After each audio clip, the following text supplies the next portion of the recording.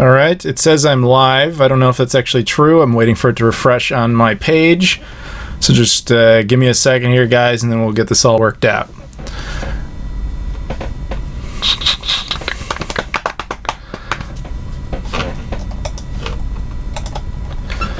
Okay, it claims I'm live. Can somebody confirm that?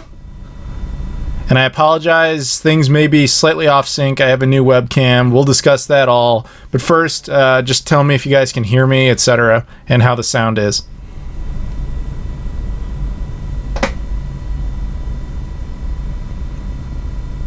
We'll sit here awkwardly in silence until someone says it. I am live, that is true. Webcam's pretty good. We're live. How's the sound, everyone?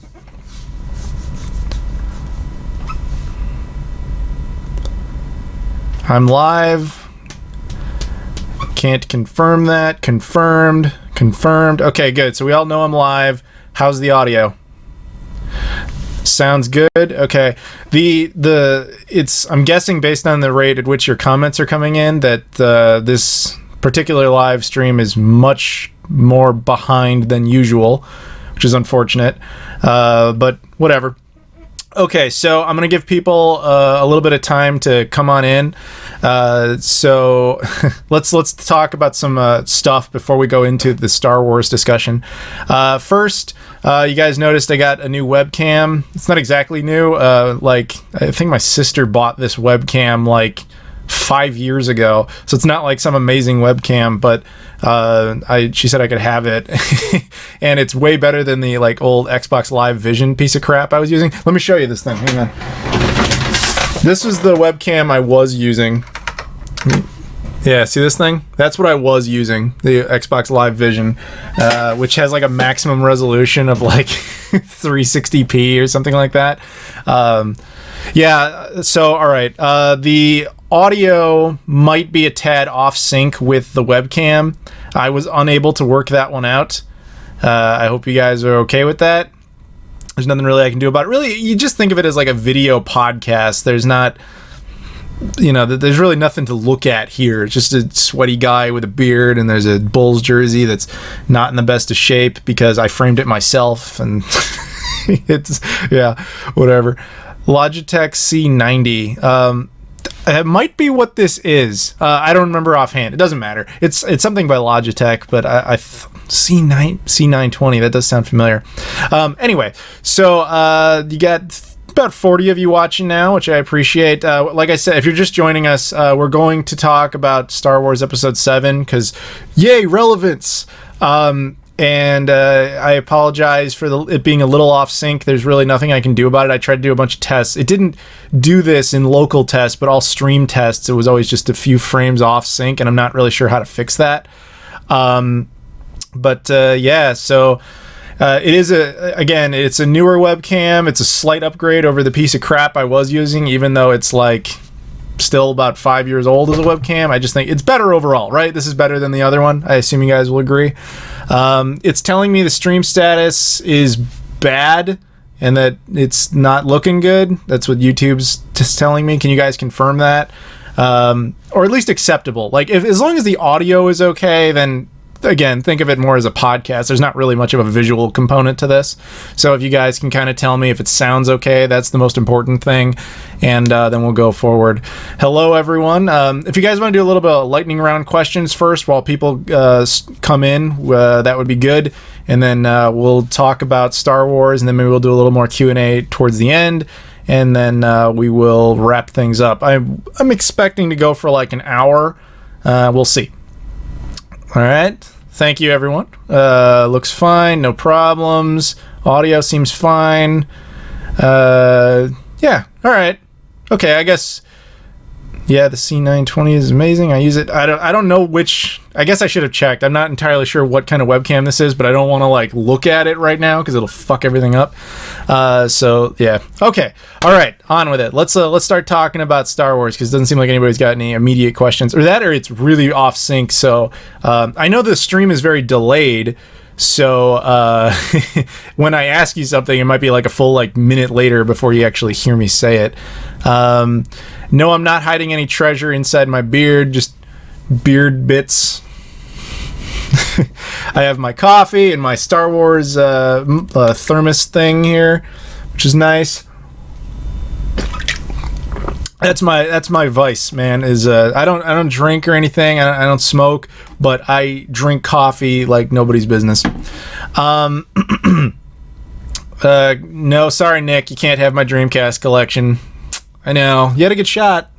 Okay, David's pissed. He says, let's talk about Star Wars. Let's go. Okay, so let's talk about Star Wars Episode 7, The Force Awakens. Part of this is that I wanted people to have a lot of time to actually see the film. I'm assuming that most of you have seen this by now, so alert, alert, alert. There will be plenty of spoilers throughout this discussion. So let me say right up on the face of it that I really enjoyed Star Wars, Episode 7, The Force Awakens. I thought this was a really good film. I enjoyed it a lot. And so this is not, even though what I intend to do is mostly talk about negatives of the film, I liked the movie, and I want people to be very understanding of that. So when it comes to the film, I had, like anybody does, I had a few issues here and there. There's like little nitpicky things I didn't like, but like, for example, I didn't like that the way R2 is just like, ooh, a sheet and we'll reveal him, R2. I thought that was dumb, but that's nitpicking stuff. That's not big deal. I only saw 3 core issues to this film that I'm just like, oh, why? Why didn't you do that differently? So let's talk about those 3 things, and we'll see if any of you agree with me or if you think that's stupid or whatever you think. Just let me know. Although I'm not going to read too many comments until after I'm kind of done speaking, because I whatever. Okay, so first issue. You guys remember in the film, it starts with Kylo Ren. He comes down with the First Order, and you see on Jakku, you see Poe Dameron, and you see that like old British dude. And then the British dude gives this little piece of a map to Poe Dameron so that they have the map to Luke Skywalker. Now, the whole map to Luke Skywalker thing, I always thought it was kind of dumb on the face of it, that there was just this map, because you have to assume that Luke made said map, and then he started giving bits and pieces of it to people to let them kind of find him, like this elaborate scavenger hunt that he was kind of doing. I accept that. I'm okay with that. But the idea is, at that point in the film, the Resistance has all the pieces except for one, and the First Order has all the pieces except for one, which I have issues with that, but I'll talk about that later. So, okay, we're at that point in the film where the last piece of this puzzle is going to be given to Poe Dameron so that he can give it to Leia, and that the Resistance will have the map and they can go find Luke. Okay, that's what's going on. But then so the old British dude gives him this, and then obviously Kylo Ren comes down, all hell breaks loose, and ultimately Kylo Ren kills said old British dude, and he does that for movie trope reasons. He does that so that he's a new villain, and they have to introduce that. It's a standard of movies. Like when you have a new villain in a story, you have to make the new villain do something kind of shitty so that people in the audience are like, grr, I don't like him. And what he does is he kills this kindly old British man. So you're like, all right, Kylo's the bad guy, which you would have concluded anyway, but it's just a movie thing to do. That whole scene is fine. Everything about it is great. It works perfectly, save for one fucking thing I just can't get over, which was the casting of said older British guy. Not that this dude isn't a good actor, because he certainly was. That was fine. The problem with him was that he didn't have really a power over me, I guess is how I want to say it, because he didn't exist in previous Star Wars films. I remember watching that for the first time in theaters, and I saw it in theaters 4 times. The first time I saw it, I was thinking, is this guy like from the original trilogy and I just can't place him? Because I think he was supposed to give you that vibe. And I have issues with that because he wasn't. In fact, the only clue he gives us to his identity in the film is that when Poe Dameron says, "I'm going to get this back to the general," he's talking about Leia. The British dude specifically says, "The general, to me, she will always be royalty," which means he had to be from Alderaan, which means he wasn't on Alderaan when A New Hope happened. So he's just been like living in space somewhere. Someone that Luke would not have known about, yet Luke chose to give this random guy a piece of the map.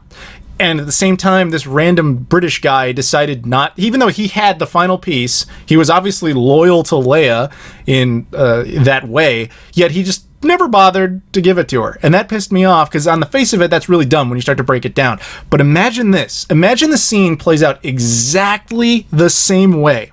Everything about it is identical, except you swap that actor out with someone who was from the original trilogy. And the person I would have selected is, I forget the actor's name, but he's the guy who played Wedge Antilles in A New Hope, and, well, obviously the original trilogy. He's the guy who helped Luke blow up the first Death Star. He was the X-Wing pilot who actually did shoot at the second Death Star internally. You guys remember him? Imagine if the scene is that actor. Your immediate reaction upon seeing him is, okay, I know this dude. I remember him. I've seen him blow up 2 Death Stars. I've seen him through the thick of it. He's one of Luke's best friends, aka somebody Luke would trust with a piece of the map. And you immediately go, oh, this is Star Wars, because I remember that guy. And you're just like, that's my boy. I remember him. I respect him, etc. And so then, like, obviously he would have been killed in the scene, right? Like, Kylo would have killed him. That would have made the whole, like, trope of, like, a villain has to kill the good guy even stronger, because you'd been like, dude, I saw this dude growing up. I saw him in 3 movies. He's a hero, and he just got sliced down by Kylo Ren. Fuck Kylo Ren. That would have been more people's reaction. And at the same time, it would have warned you ahead of time, dude, anybody can die in this movie. Any hero that you know. Wink, wink, nudge, nudge, Han Solo. And I just think that would have made the scene way the hell stronger. Now, it's hard to... Here's the thing. That's my fantasy version of that sequence. People are saying his name is Dennis Lawson. Thank you. That would have been awesome. However, I know that Disney actually did try to get him involved in the film. In what capacity, we're not sure. I would hope that they had the same idea I just spouted out about, which is that they would have liked him to play that role, because then the film would have had that emotional weight to it. But the point is, they tried to get Dennis Lawson to be in Episode 7, and he turned them down flat, which is unfortunate. So I would like to believe that they wanted him to play that role, and he just wouldn't do it. I hope they were that smart. I hope they weren't like, oh, let's bring Dennis Lawson back and make him some random X-Wing pilot in the fight sequence at the end. That would have been just dumb, and I could see why he would turn that down. So again, that's my fantasy. But even if you couldn't get him, which they couldn't, to rewrite the scene with someone else from the original trilogy, even if it's like some character who was a puppet, I don't know. I grant you, I don't have a better suggestion than the guy who played Wedge. That dude would have been perfect in that role. But if they could have, I guess I should have rewatched the original trilogy again to really find an alternate, but it would have been really nice if that character was someone much more familiar, because then it would have made a lot of parts of that whole sequence and throughout the rest of the film make a lot more sense while having an immediate emotional weight to it. You guys, what do you guys think about that? I mean, how many of you would agree with that, or think that's stupid, or if that would have made it better? Actually, perhaps some of you have alternate suggestions on original trilogy characters / actors that we could have put in that role, assuming you agree with the premise. Maybe some of you legitimately think it was a better idea to have some random British Alderaan survivor that no one's ever seen before and would have had no connection to Luke be there. I don't mean that to sound condescending. It's just that I just don't see how that was a good idea. I think that was just like, if they couldn't get Dennis Lawson to do it, then that was just like, well, we'll get a guy who kind of feels like he might have been in the original trilogy and you don't really remember where, because admittedly, that's how I felt the first time I saw it. So I'm going to give you guys a second to let the comments catch up and see what you guys think of that before I move on to the next part. If you're just joining us, we're doing a Star Wars Episode 7, The Force Awakens discussion, primarily on the issues I had with this film. And yes, I know I'm late to the party. I did a podcast on this on my other channel right when the movie came out, but I like to do more in-depth discussions after I've seen it a bunch of times and after a lot of time's gone by, so that people can be part of the discussion, because spoilers, etc., etc. I probably should have done this on May the 4th, but I didn't have time. But yeah, so whatever. As far as technical issues, people are telling me sound is still good, I hope. I have a new webcam. It's an older webcam, but it's better than the piece of shit I was using, and I'm sorry if it's slightly off sync, etc. Okay. Anybody have anything to say on that yet? We don't know if he's from Alderaan. Just because he thinks Leia's royalty doesn't mean he's Alderaan. That is true. Rebel Scum says that.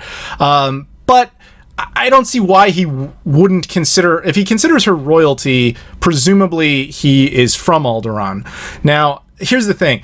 Let me give you a real world comparison to that. The Queen of England. Okay, and I know a lot of Europeans are watching right now because of the time zone in which I've decided to do this, or time slot I've decided to do this.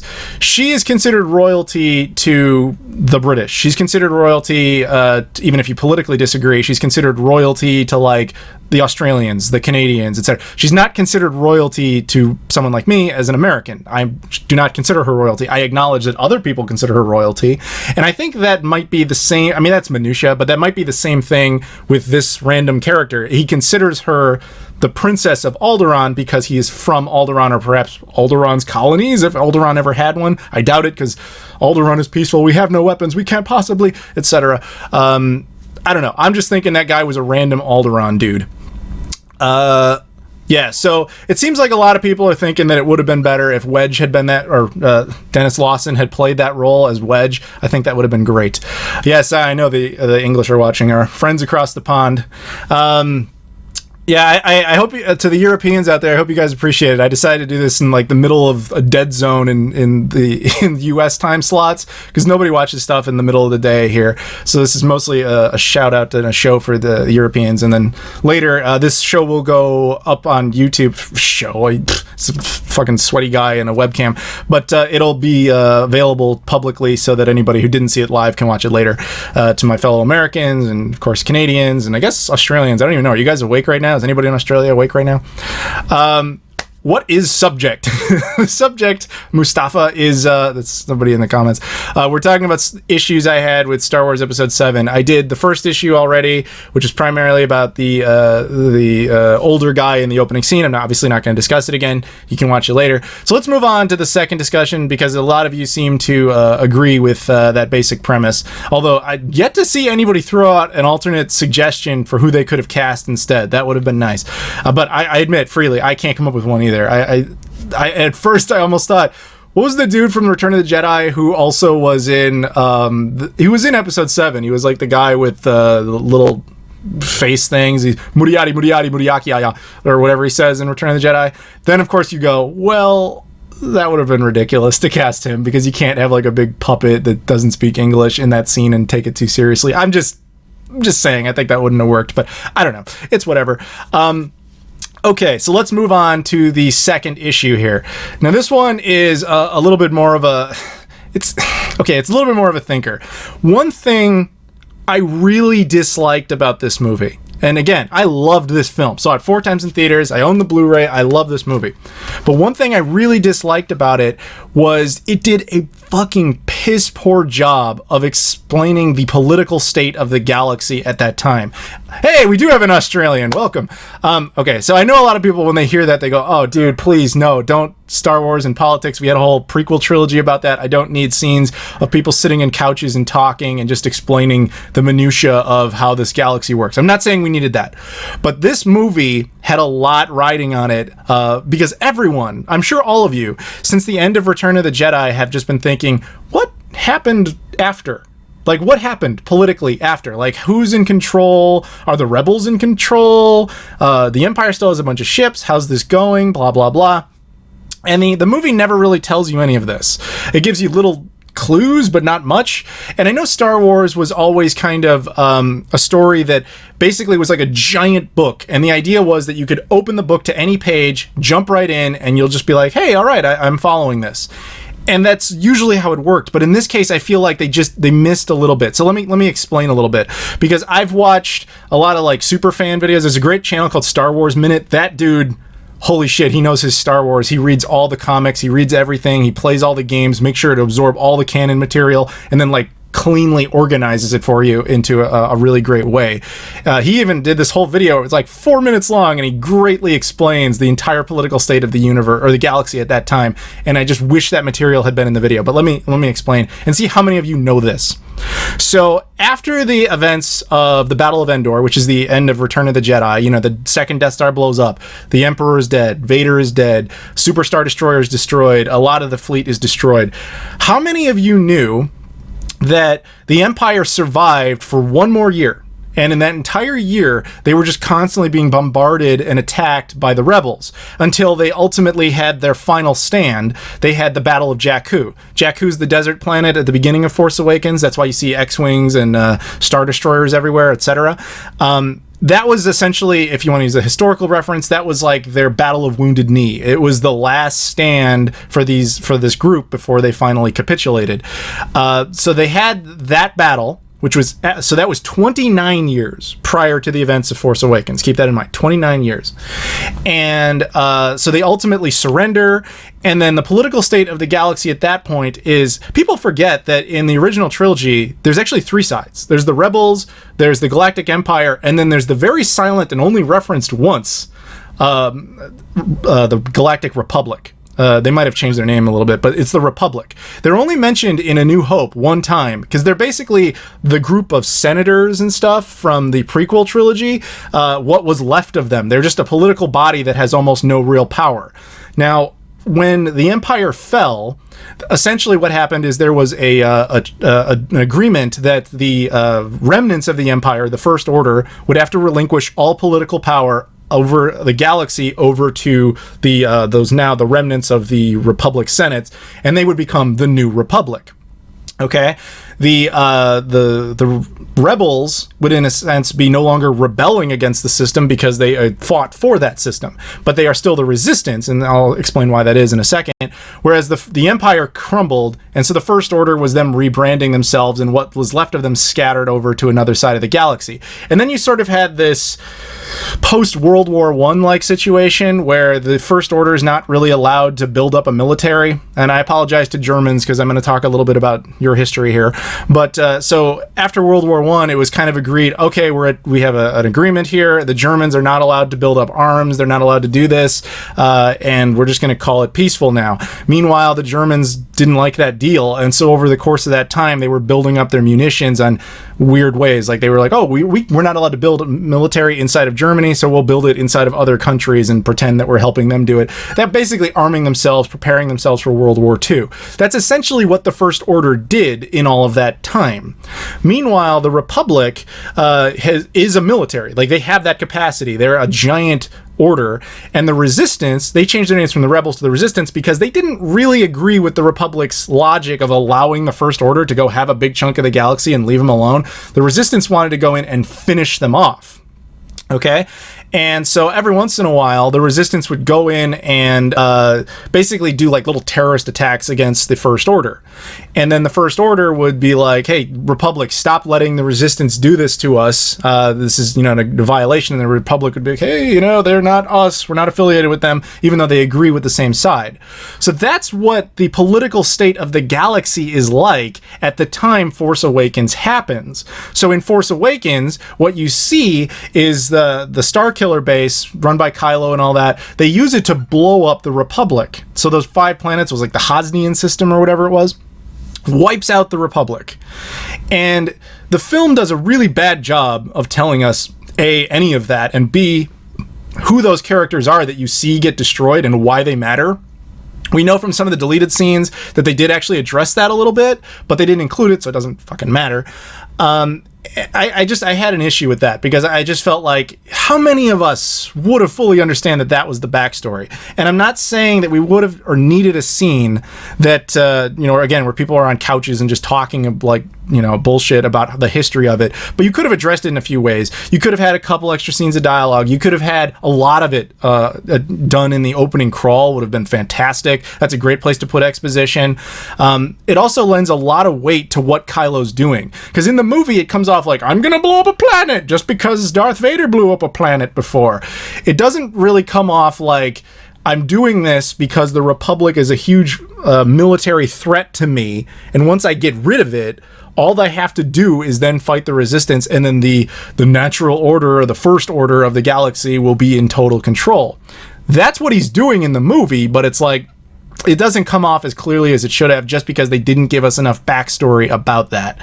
So that's how I would have done it. And I know, again, people don't like the whole political dialogue type of scenes, but again, there's only one scene in A New Hope that kind of addresses this type of thing, and it does it beautifully. And I just wish that Force Awakens had something like this. If you remember in A New Hope, there's a scene where all like the Imperial advisor dudes are all sitting around in the Death Star at like a round table, and they're just debating like, you know, how are we going to do this? And like, and then in comes Grand Moff Tarkin and Darth Vader, and they're all like, you know, and then Grand Moff Tarkin says something like, "I've just received word that the Emperor has dissolved the Council permanently." You know, and they're like, well, how is that possible? How does he maintain control without the bureaucracy? And they're like, regional governors now have control over their territories. Because of this battle station, we're in control. I mean, obviously they phrase it more eloquently, but you get my point. That scene alone tells you there used to be basically a democratic body that as of just now has been wiped out politically, and this new military order is in control. And I just wish we had a sequence like that in Force Awakens. So that's essentially issue number 2, is that I really didn't like how they really botched the backstory, the events that have gone on for the last 30 years. The only way you really get a sense of it is if you watch a lot of the canon material that isn't in the film, or you play Battlefront. That game has like a little bit of canon material, the comics, some of the books, or other people who have compiled that information. Because it is an interesting backstory, but they just didn't really address it properly in the film, and I feel like it actually weakened the film, because then you're starting to question motivations, because Kylo's no longer in the film trying to blow up the New Republic so that the Force so that the First Order can take control for whatever reason. He's just like, I'm a bad guy. At times that's how it comes off. So whatever. So that was my second issue. So let's take a minute and see what do you guys think of that? Does that make sense to you guys? Do you agree, etc.? And then we'll move on to the third one, which I think a lot of you probably know what the third one is, but we'll get to that in a second. So I'm going to take a little coffee break here. You guys throw some comments at me. What do you guys think?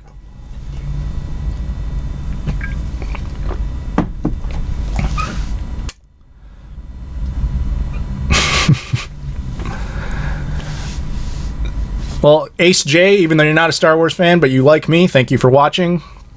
A lot of people don't like Star Wars, apparently. Yeah, all the expanded universe stuff that we knew prior to Disney's ownership has been removed. It's no longer canon, but the stuff they've made going forward is canon, and that's how we know a lot of the stuff I was just talking about.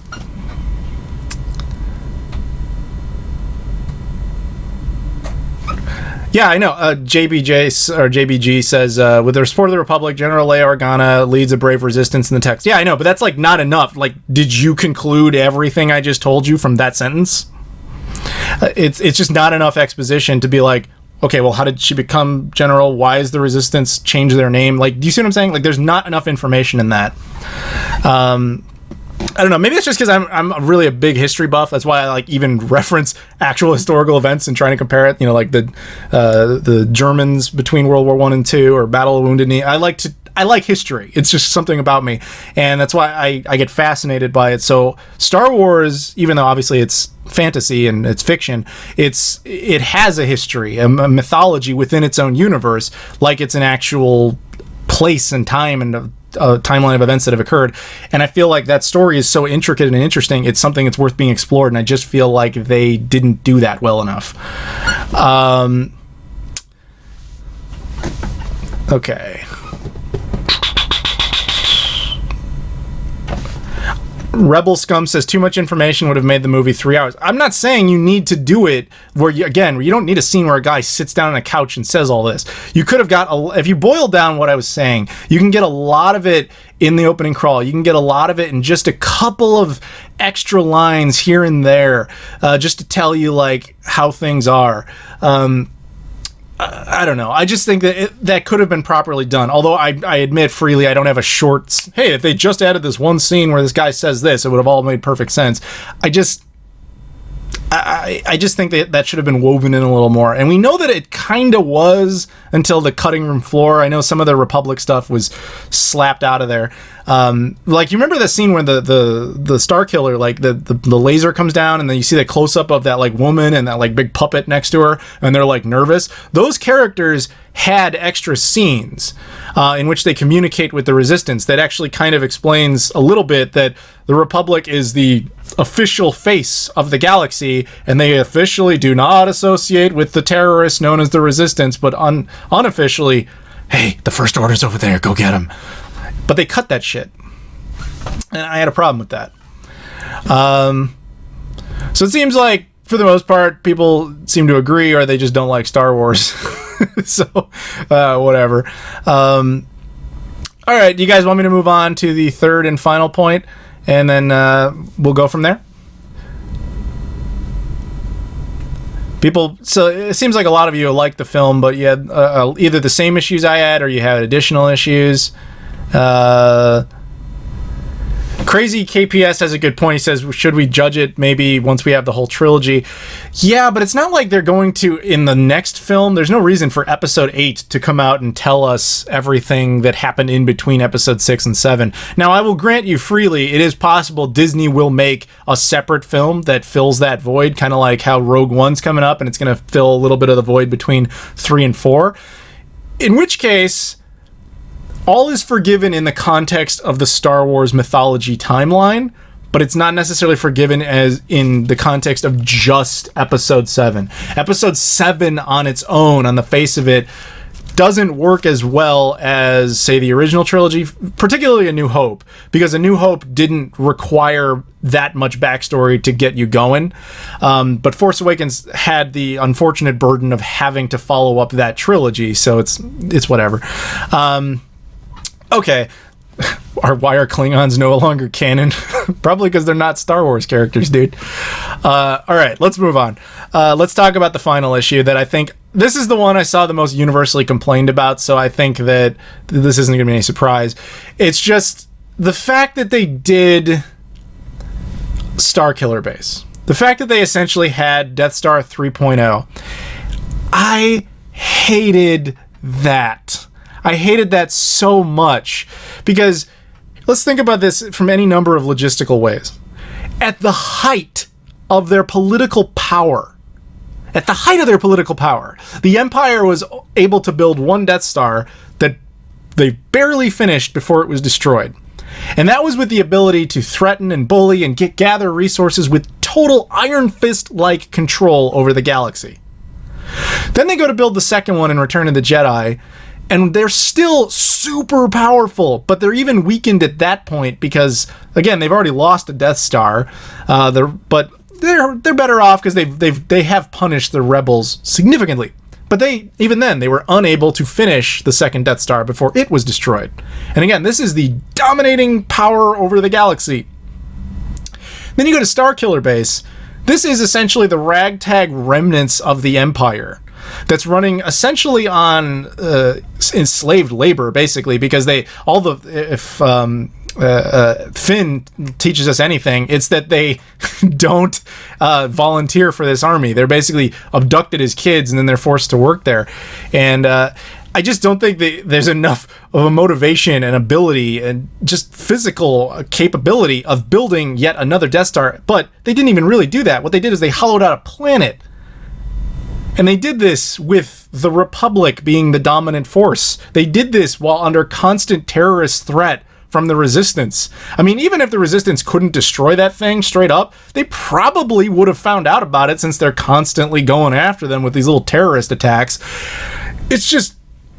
I didn't buy it. And that on its face of it is stupid enough. But then when you think about the idea that from just a story structure standpoint, really? This is the third time we're having a Death Star? This is actually the fourth time a Star Wars movie ends with all the ships go up and they have to blow up the thing, if you include the beginning or the end of Phantom Menace.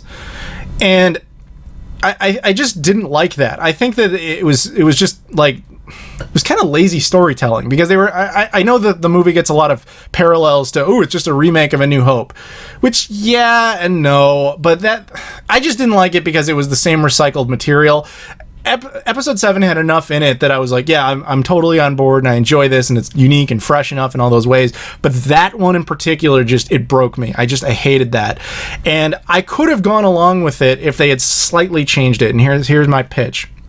Have the movie play out exactly the same way. If you have to have Starkiller Base and you have to have it in there to destroy the Republic and you have to have all that shit, and we ignore how unbelievably implausible it would be for them to physically build one of those things, ignore all that shit and they still build it. You get to the same point in the film where, the Resistance is sitting around. They're like, okay, there's another Death Star. And Han's like, yeah, I know. We always blow these things up. Like, it works. They're even arrogant at that point. They're just like, yeah, we'll take care of it. It's not a big deal. Just like they do in the movie. You play it out all exactly the same way. But what's the big difference? They fail. They should not have successfully blown that thing up. It should have just... They fail. Are you guys familiar? I know maybe Rebel Scum, you might be the only one out there who might know this reference, but there is a Star Wars comic series called Star Wars Infinities.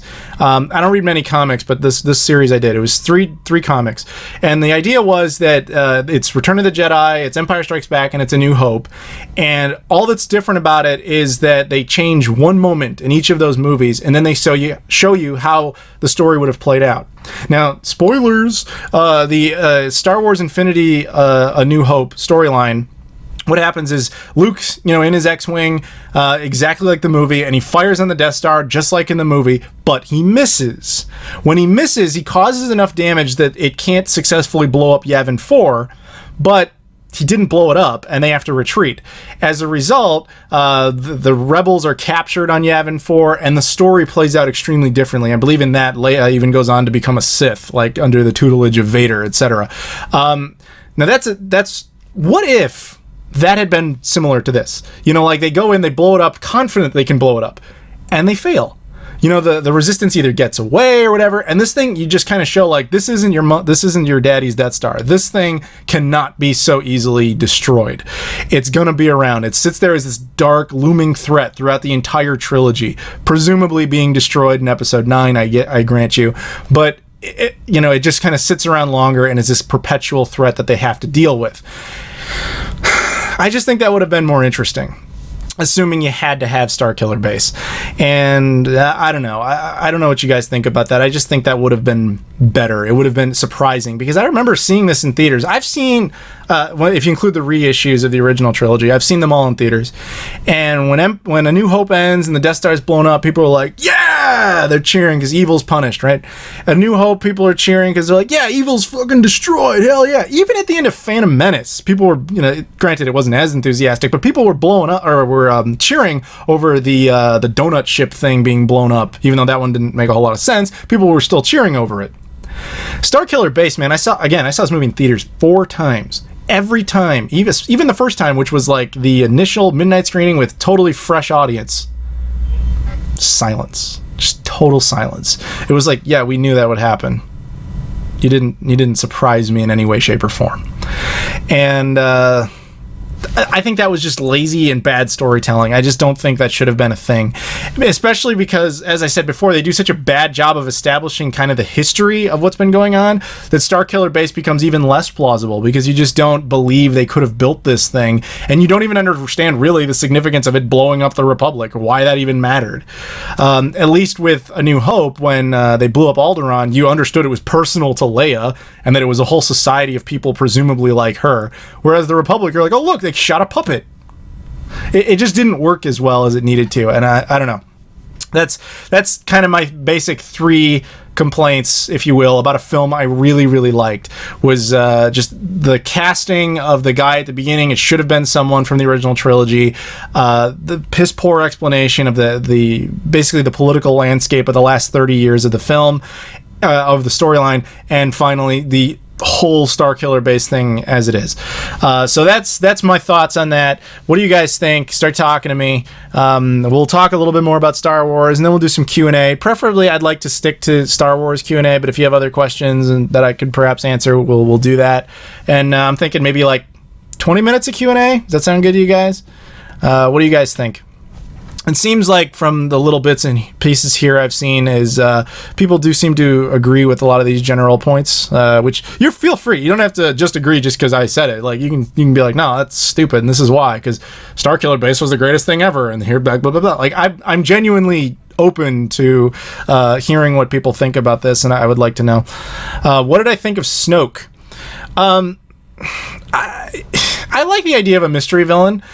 I hope that he is connected to Plagueis. If you guys remember that story about Darth Plagueis the Wise from Revenge of the Sith, I really hope that's the same character, because I think that would be much more interesting to have that character kind of come full circle and be significant in the universe of Star Wars, as opposed to being some vague fairy tale that the Emperor told. And now we just have Snoke. He's a new bad guy because he's new and he's bad. I think that would be dumb. But so I can't really give full criticism of him until we understand more about him later. But if he is just like, I'm a new bad guy, then I'm going to be really disappointed. Snoke's on a plane. That's funny.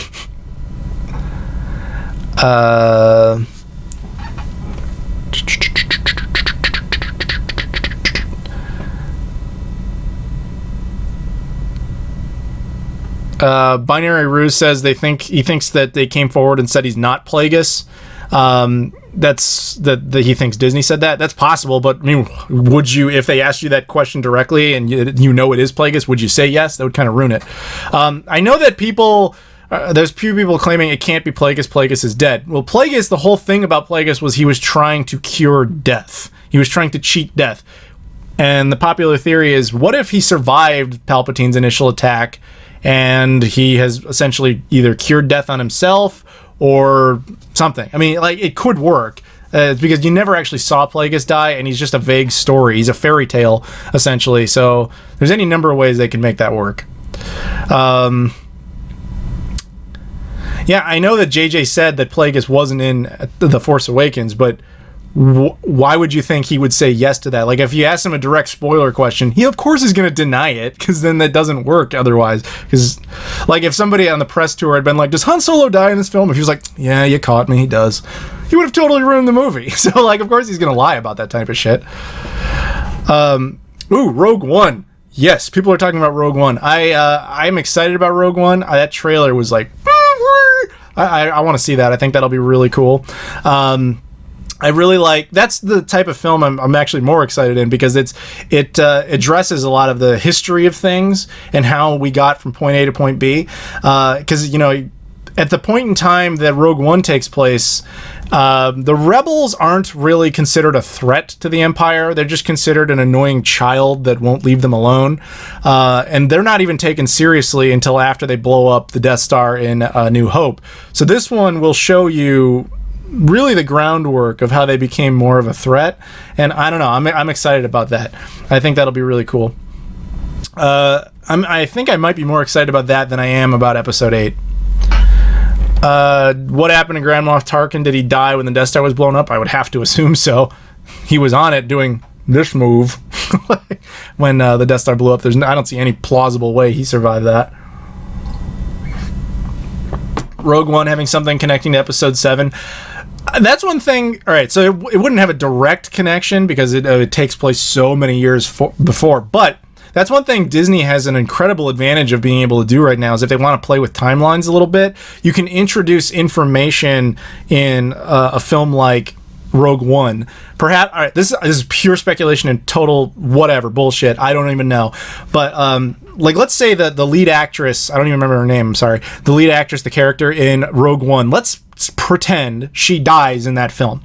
Let's pretend there's a scene where she's facing off with the villain, whoever it is, and she learns some vital piece of information. Let's say, like, who Snoke is. Maybe Snoke is alive, he's there, and she found him accidentally. This dude's been hiding out all this time. She finds out who he is, but she dies. Thus, the information never makes it to the rebels. Thus, none of our main characters ever know about it. And it's not something that is again found out about for another, like, 60 years in Star Wars mythology. That kind of stuff, I love when they play with timelines like that. I'm not saying they will do that, but that would be cool as shit. I love stuff like that. That's pure speculation. I'm just making that shit up off the top of my head. But it would be cool to see stuff like that. And I know because they're doing all these movies where they're hopping around times like that, they could do that. But then again, Star Wars, I think under Disney, what they're kind of trying to do is make Star Wars films that really function on their own. Because I just think that they know that works better for marketing purposes. You don't want to make a story that's like too required to that you've seen all the other films. Like you couldn't make like the equivalent of a Lost episode for Star Wars, because people would be like, what? I don't remember that. You know, that's what I'm saying. But then again, this is the same company that's running the MCU, and that series doesn't make an apology for the fact that you kind of need to see all the other films first to really get it. The rule of two, you're referring to the idea that there can only be two Sith Lords. I hate that rule because it doesn't make any fucking sense. It's just because all right, think about it this way: he's talking about the idea that the only two there are with Sith Lords, no more, no less. When Yoda says that, there's literally only one alive. Palpatine's alive. Darth Maul is dead. Well, he's not really dead, but he's basically dead.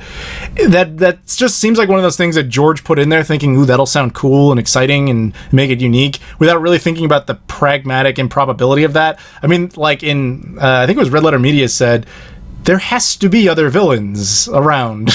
Like, there just has to be. In the expanded universe, there's additional villains. Like, there are extra bad guys while Vader and the Palpatine are around. The rule of two is just one of those things I think they wrote to make it sound good, like midichlorians. There's an explanation. It's exciting. And it just fucking falls flat in a practical sense and doesn't work. That's how I interpret it, because it seems like something they've never really honored beyond A New Hope. Yeah, Dooku is around at the same time that Palpatine's around, and technically we know from it is canon Darth Maul's still around. Like, that's three right there. Vader comes in, like it's, I don't know.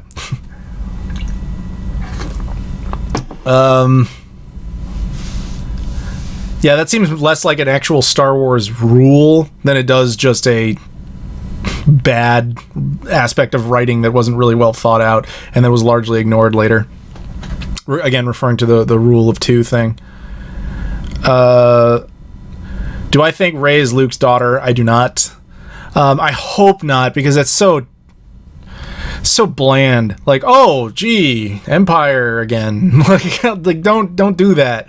I actually like the, all right, so this is a theory that I've heard, and I don't necessarily believe it, but it would be interesting. I like the idea that Rey is a descendant, hear me out, is a descendant of Palpatine. That one of the reasons she exists on Jakku, which happens to be the same place that the Empire died, is that one of their final objectives was they had to in some way preserve Palpatine. Maybe they had a vial of his blood, maybe they had whatever, and then she was the result of that. And she basically grew up there on her own, and like perhaps she is, trying to make up eventually. When she learns this, she would try to make up for his mistakes by, saying you can not only go Jedi to Sith, but you can go Sith to Jedi if you really want to. Or it could be too much for her, and over the course of the trilogy, she could become dark while Kylo Ren returns to the light. And they continue to be enemies throughout this whole thing, but they just go in different directions. I want her to have some sort of more unique story like that. I just don't want it to be like, this is Leia's daughter, or sorry, this is Luke's daughter, or this is Leia's other child that she doesn't remember. Just please don't do that. It's too cookie cutter. Just make it more exciting. I have heard the idea that it might be a descendant of Obi-Wan Kenobi. I like that. And that could actually fit into the Obi-Wan movie that we know is eventually coming. Because that could be another one of those things where they plant that seed in the Obi-Wan movie that would take place between 3 and 4. Maybe hooks up with some random lady. And then in episode 8 or 9, or it would have to be 9, I guess, you find out that this random lady had a child, and that child had a child, and that child is Rey. It's a possibility. Yeah, I think that would be interesting.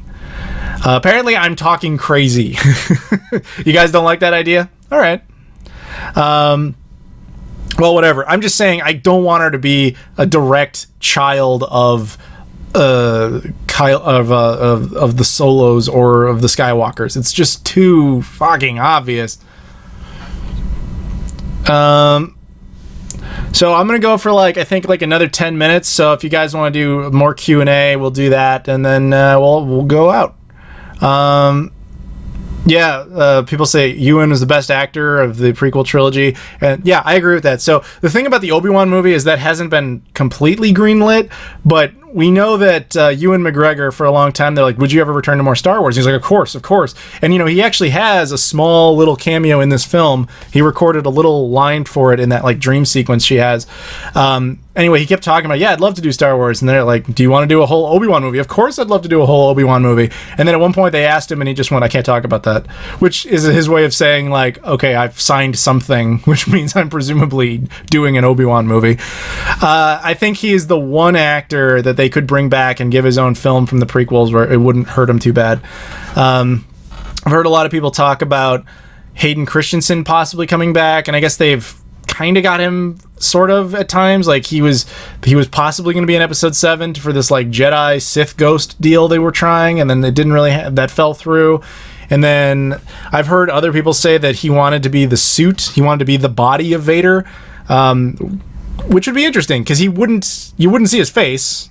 And he wouldn't be doing the voice. That would be James Earl Jones or possibly my buddy Matt Sloan, depending on how long James Earl Jones lives, I guess. Hey, don't get me wrong, I want James Earl Jones to live. But Hayden would potentially be the guy in the suit, which you wouldn't really necessarily need Hayden Christensen for. He did it in Revenge of the Sith, so it's you're kind of passing the torch again, so it's got more authenticity. But at the same time, I've also heard Hayden kind of passed on the offer. So, that would be nice, I guess. But I don't know if it would really add much of anything. They needed more sex scenes, apparently, as people are suggesting. I don't really... Dude, there's no sex scenes in Star Wars. There's barely the concept of sex. There's for the original trilogy, until Mon Mothma showed up, you didn't even see other women besides Leia and a couple of background extras and Leia's slave, or the Jabba slave women, etc. There's not many women in Star Wars. Let's see.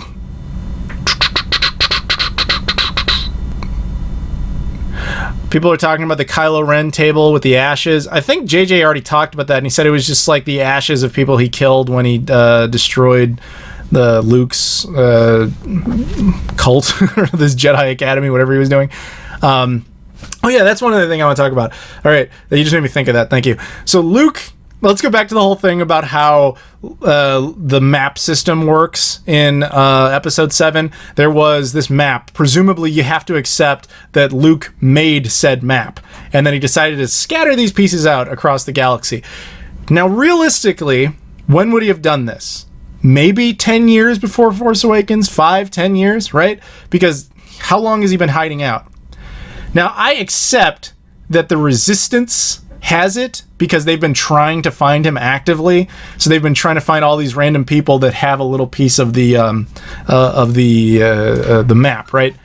The thing I don't accept is that the First Order has it, and that's only because of a really, I think, improperly thought out line of dialogue that Kylo Ren has. If you guys remember when he's talking about the map, I think it's with Poe.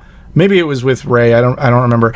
He says something to the effect of we need the map, and somehow you convince the droid to show it to you. So I guess it would have been Rey.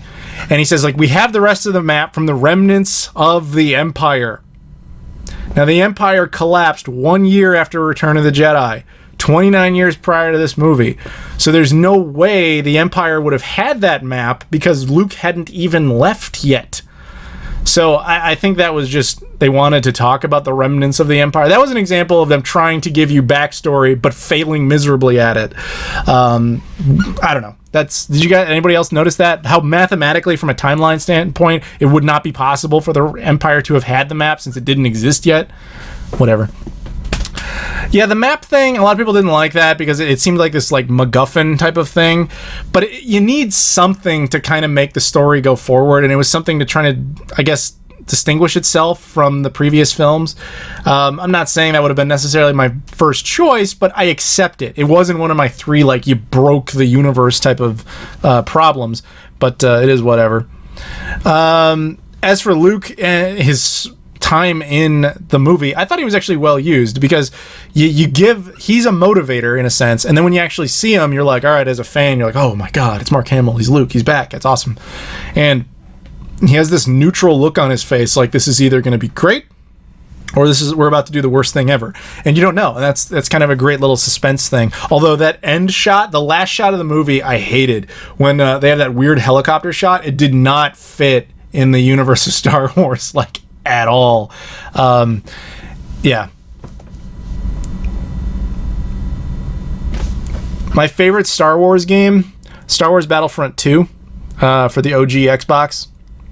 Absolutely love that. Oh, the thing with 3PO's arm. So that... all right, 3PO's arm. They actually did an entire comic about this. When I first saw that, if you guys aren't aware, in the movie, C-3PO has a red arm. And in the movie, it came off like the reason they did that was to sell toys. Because, oh, you know those C-3PO toys you have? Well, we want you to buy a new C-3PO toy. But wait a minute, he always looks the same. What are we going to do? Give him a red arm so he's a color variant. And then in the film, they really hit you over the head with that, because he has like just a couple lines of dialogue in the film, and like half of it is, hey, look, my arm is different. Hello, my arm is different. Essentially being like, buy me. Now, that's how I feel it kind of really was behind the scenes, though if publicly what they claim is that JJ looked at A New Hope and saw that one of C-3PO's legs was messed up, like it was silver while the rest of his body was gold, and that made him go, hey, that means that he has a story. Like, it means he was probably all gold at one point and one of his legs got messed up and he had to get a new leg, and there's a story behind that, right? And so he liked the idea that there was a story in which he somehow lost his arm and had to get it replaced. Now, they actually did make that into a comic book that came out, I believe, a few weeks ago at the time I make this video. And so you can actually see it. And it's actually kind of a sad story in which he like a lot of droids are like sacrificing themselves to save other droids. And one of the things that got sacrificed was his arm. However, if you notice at the end of the film, in that last like wide shot where Rey flies off with the Falcon and you just see like all the Star Wars characters sitting out there, he actually has his gold arm back. Now, the reason for that behind the scenes was that Anthony Daniels, who plays C-3PO, hated this whole red arm thing. He really did not like it. And so the compromise they came up with was that at the end of the film, he would have the gold arm. Now, how he got it, I don't know, but he got it somehow. So I thought that was kind of dumb. It wouldn't have been as dumb if he hadn't been so blatant about it. Like, look, I have a red arm. Hello, buy my toys. That pissed me off. But it's whatever. So I'm gonna give you guys like 5-10 more minutes, and then I'm gonna get out of here. So what else you guys got? The red handprint on the mask. Okay, so some people had an issue with that. I guess I kind of do. From a filmmaking standpoint, it's beautiful. It's symbolic. It says a lot, and it's powerful. But from a logistical standpoint, blasters don't ever make people bleed. They cauterize wounds like immediately. So for him to bleed out was odd, especially through the armor. That did not make sense from that standpoint. So it is what it is. It's in the film. Do I want to see a Yoda film? No. And the reason I don't want to, and I hate to say this, is because Frank Oz cannot do the Yoda voice anymore. He just can't.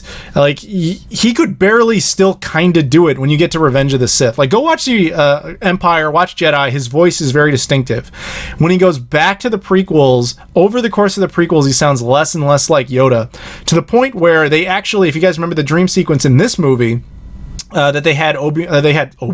They had Ewan record a line as Obi-Wan. They had other lines of dialogue. One of the lines of dialogue you hear is actually from Yoda, and it's just ripped straight from Empire. What you may not know is they brought Frank Oz in to write or to have extra lines that Yoda could say in that scene, and they ultimately rejected them because he just didn't sound like Yoda anymore. So you either have Frank Oz do it and not sound good, or you have to get another actor while Frank Oz is still alive, which looks really bad. So I can't see them making a Yoda film now. maybe when Frank Oz dies, and I know it sounds like barbaric to think about, but maybe when he dies, they'll do it with an impression actor. I just can't see them doing it with him because I think they recognize that he just can't do that voice anymore. For the same reasons, like you wouldn't necessarily put David Prowse in the Darth Vader suit anymore. He's physically too old. Like Peter Mayhew, they put him in the suit of Chewbacca for when he's sitting there for ceremonial reasons, but he physically can't like walk anymore, so you couldn't have him do it. So I think they would be under too much pressure from fans, especially, to put Frank Oz in without fans really understanding he can't do that voice anymore, and it would wreck the film.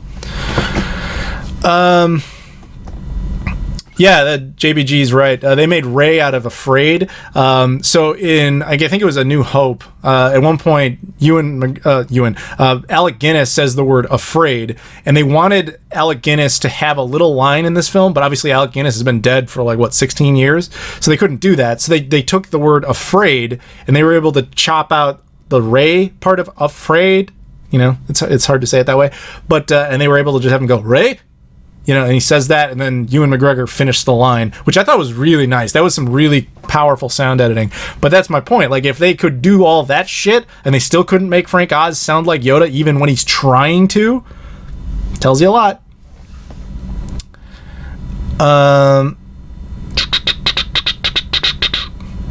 Yeah, see, Rebel Scum, exactly. They had different guys playing Chewbacca. But see, that, again, is, in a suit. So it's like, okay, but... Yeah, there is a guy who already does the Yoda voice for, he did it for Clone Wars and all that other stuff, so I'm assuming that's who they would use. Like I was mentioning before, so obviously James Earl Jones is still around, he still sounds like Vader, and he can do it really well. Like my friend Matt Sloan does Vader's voice for, the toys and stuff like that, and we assume he will eventually play Darth Vader in films, provided that he wants to, or that they want him in there, etc. But while James Earl Jones is still around, that's James Earl Jones's job. And there are people like that for the other characters. Like there is one for the Yoda. This is not relevant to Star Wars at all, but we just got a question about the NX might use cartridges. The Nintendo NX. I'm doing a whole video on that, dude. You'll see it soon. But yes, I've heard about that story. It's not quite accurate, and as far as I can tell, it doesn't matter. I'll do a whole video on it. It'll come out. So it's 2:30. I was thinking about going now, so I'm gonna take I'll take 3 power round questions, preferably on Star Wars, but if I see a good one that's not Star Wars related, we'll go with that. I'll give you guys a second to catch up because I know the stream's like a minute behind. Again, I do apologize for all of the I know the video's out of sync with the audio. There's nothing I can do about it. I did a bunch of tests. In local tests, it doesn't do this. Only on live tests does it do this. So, whatever. Matthew Olak asks, did you watch Star Wars The Clone Wars? Yes, I watched the movie, which I thought was abysmal. That was a terrible film. I saw that in theaters in 2008, and I was like, oh God, no. I hated it. And then I found out there was a show based on that, and I'm like, how bad is this show? And this is from someone, by the way, who defends the prequels. I know the prequels have flaws, but I defend them. And even that, I still couldn't get past how bad that Clone Wars movie was. But... so I heard there was a show, and I was like, that must be shit. And then a few years into the show, people were talking about the show and how great it was. I was like, really? And I kept hearing from a lot of reviewers that I legitimately respect the opinions of. And I was like, all right, if they're all recommending it. And I decided to check it out. I sat through that movie again, because that movie is weird, because it's a prequel of a prequel of a prequel. When you think about it, the movie takes place before the show, which takes place before the prequel, which is Revenge of the Sith, which is a prequel to A New Hope. So it's fucking weird. But the show itself, fucking great. They were absolutely right. The movie is terrible and screws up. It makes you not think the show's going to have any potential, but it does. The show is fantastic, and I really liked it. And I was actually really sad when they canceled it. I knew Disney was going to, because Warner Brothers had a lot to do with that show, and as soon as Disney bought out Lucasfilm, they had no reason to let Warner Brothers make any money off the Star Wars property. To Disney's credit, they basically let them finish season 6, even though they cut it short. They gave them enough notice to be like, wrap it up. And then they, of course, moved on to Star Wars Rebels, which I have not yet seen. I was kind of hoping to watch that in a few years when it's done, but people keep... In the era of spoilers now, especially... Gotta go see it. I gotta watch it. So I've picked it up, and it's gonna be like the next thing I start watching. 2 more questions. Least favorite Star Wars scene, asks Matthew Roland Duarte. I hope I pronounced that correctly. Just about anything from episode 2. Episode 2 is painful to watch. And again, I don't know, man. Like, a lot... Actually, no, I'll tell you right now. My least favorite scene in all of Star Wars is the Revenge of the Sith scene where Anakin is on the balcony talking to Padme, and they're just awkwardly talking about how much they love each other. Holy fuck, does that scene not work? It's just, George never was able to successfully build a compelling love story there. And so rather than, you can't fix it at that point. So the best he could do is just remind the audience that as far as the characters are concerned, they love each other. And it was just cringe-inducing and awkward to watch. So it's whatever. I've talked actually a lot about the prequels. I believe it was in... I don't know if it was my previous live show or like the one before it. I talked about the prequels and how I think they get a bad rap. They did a lot of things wrong, obviously, but aspects of them that I enjoy and all that, probably should have done that as its own separate thing, but whatever. I do think that the prequels... I think what happened really there was that he tried... In short, I think he tried with episode 1. There was a lot of effort that went into it, and it just didn't work. But then the launch pad was fundamentally broken. The foundation of the prequels was cracked, so there was no way to really fix the upcoming 2 films, because the upcoming 2 films would have had to have been a trilogy contained in just 2 films that almost ignore episode 1 entirely, which they kind of tried to do, but it didn't really work out. I just wish that maybe George had stepped aside and said, maybe I can't do this anymore, and I'll let someone else take over. This is all right, so one more big question. I want to go out with one I can talk about. Ginger Dude asks, and this isn't the big question, I'm going to give you this as a little bonus question. He just asked, which Star Wars movie do I hate the most? As I said, Star Wars Clone Wars I think is the worst. If we don't include that one, I'm going to go with Star Wars Episode 2, Attack of the Clones. So let's give me one more question that I can do like a discussion about, and then we will wrap things up. So I'll take a minute and have some coffee while you guys do that.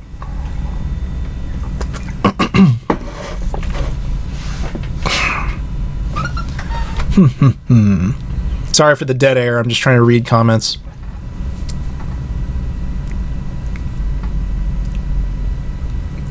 Okay. Hypnotasi Soda. Sorry, dude. I don't know how to pronounce that. Maz getting Luke's lightsaber. Okay. So a lot of people... All right. So if you guys remember... This is going to be our final question here. If you guys remember that... In episode 7, again, Force Awakens, there is a scene in which Maz Kanata, the little short alien, the orange alien, has obviously Luke's lightsaber and gives it to Rey. And there's this line of dialogue that people really kind of hate because they think it's too convenient. When they ask, how did you get the lightsaber? She says, good story for another time, which is...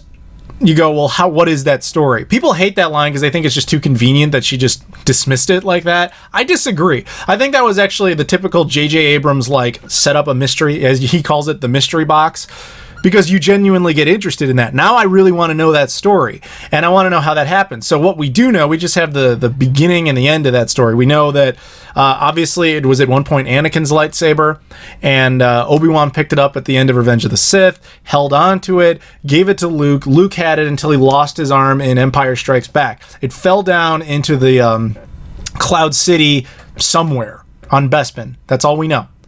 Now, how it got from there to Maz Kanata's possession, that in of itself could be a good movie. People forget that before episode 7 came out, a lot of people thought the entire story of this film was going to be tracking down Luke's lightsaber. That could be its own movie. Granted, it'd be a little MacGuffin heavy if they really did do that, but I would be genuinely curious to see what that story is, because I bet it involves a lot of crazy shit, because I really doubt it's as simple as like Maz was just standing down there when it landed and she went, oh, I guess I'll just hold on to this because I sense the Force is significant in it. I think that thing went through a lot of like collectors and like warlords, and it's got to have some insane story behind it that I think would be a really interesting movie if it was written up properly. So yeah, I think that would be good. So I guess that's kind of it, guys. I want to thank you guys for watching this. I hope you enjoyed this. Do you guys want to see more stuff like this? Because I kind of like the idea that maybe like once a month I do some sort of live Q&A, generally with one subject in particular, and then we do some Q&A about it. Or maybe I just do a generic Q&A and we just do an AMA. You just ask me whatever and we just go from there. I did this, I've done a couple AMAs, and then the last time I did this, I did the Superman v Batman discussion. I was actually thinking about doing one on the MCU, because, you know, now that Captain America Civil War is out and everything, which I've seen and I really liked, now that that's out, I was thinking maybe doing a discussion about that, etc. What do you guys think? I'd love to know. Or if you guys are like, no, this sucked, I hate it, and I don't ever want to watch anything you do again, etc., then I need to know that too. So you guys let me know. So far, you guys are overwhelmingly say yes, yes, keep going, etc. So good. I appreciate that. Thank you. All right, then I guess I'm going to go now, and this will be available to rewatch on YouTube if you missed it, or if you missed any part of it, or you want to rewatch it, etc. So thank you guys for that. I've really had a good time, and I hope to talk to you again later. Thank you very much for watching, guys, and I will see you all later.